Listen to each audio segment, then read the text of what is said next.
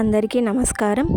సబ్కా మాలిక్ ఏక్ అంటూ కులమతాలకు అతీతంగా మానవత్వమే దైవమని చాటి చెప్పిన మహాయోగి షిరిడి సాయిబాబా.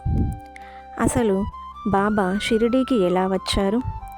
ఆయన బోధనల్లో ఉన్న అంతరార్థం ఏంటి? ఈరోజు ఈ వీడియోలో మనం సాయిబాబా జీవితం నుంచి నేర్చుకోవాల్సిన ముఖ్యమైన విషయాల గురించి ఇప్పుడు తెలుసుకుందాం. 1854 సంవత్సరంలో ఒక వేప చెట్టు కింద ధ్యానం చేస్తూ కనిపించిన 16 ఏండ్ల బాలుడు కాలక్రమేణా కోట్లాది మందికి ఆరాధ్య దైవంగా మారారు. సాయి అంటే సాక్షాత్తు పరమశివుని స్వరూపమని భక్తుల నమ్మకం. బాబా తన జీవితాంతం ఒక పాత మసీదులో అనగా ద్వారకామైలో నివసిస్తూ పేదలకు సేవ చేస్తూ గడిపారు. బాబా ఎప్పుడు చెప్పే మాట శ్రద్ధ అండ్ సబూరి. శ్రద్ధ అంటే ఏంటి? శ్రద్ధ అనగా భక్తి, సబూరి అనగా నమ్మకం, విశ్వాసం. శ్రద్ధ సబూరి అంటే భక్తితో పాటు ఓర్పు కూడా ఉండాలి. దైవం పైన అచంచలమైన విశ్వాసం.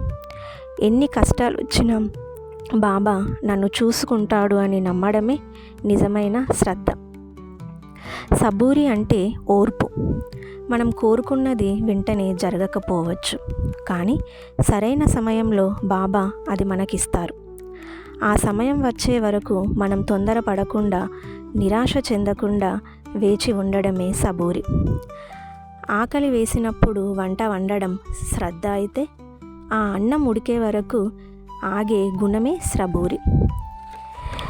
అలాగే శ్రద్ధ సబూరి చాలా ఎప్పుడు తనను నమ్మిన వారు చేయి విడవలేడు.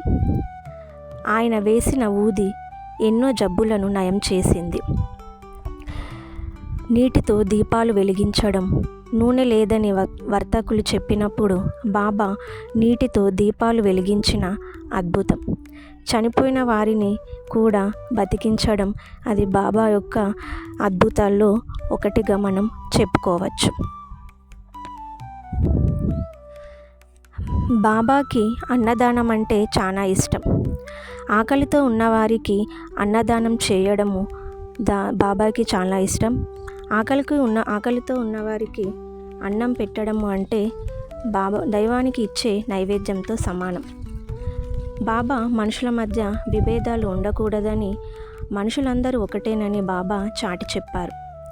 బాబా భౌతికంగా మన మధ్య లేకపోయినా ఆయన ఆశీస్సులు ఎప్పుడు మనపైనే ఉంటాయి. నీ భారం నాపై వేయి, నేను నిన్ను నడిపిస్తాను అన్న బాబా మాటలే మనకు కొండంత ధైర్యం. మీ జీవితంలో చీకటి రోజులు నడుస్తున్నాయా? అయితే బాబా పాదాల చెంత ఈ శ్రద్ధ సబూరి అనే 2 కానుకలను సమర్పించండి. మీ శ్రద్ధ బాబాను మీ వైపు తిప్పుతుంది, మీ సబూరి మిమ్మల్ని విజయం వైపు నడిపిస్తుంది. గుర్తుంచుకోండి, బాబా ఇంట్లో ఆలస్యం ఉండవచ్చు, కానీ అన్యాయం మాత్రం ఉండదు. ఓం సాయిరామ్. చివరిలో ఓం సాయిరామ్ అని కామెంట్ ఇవ్వండి.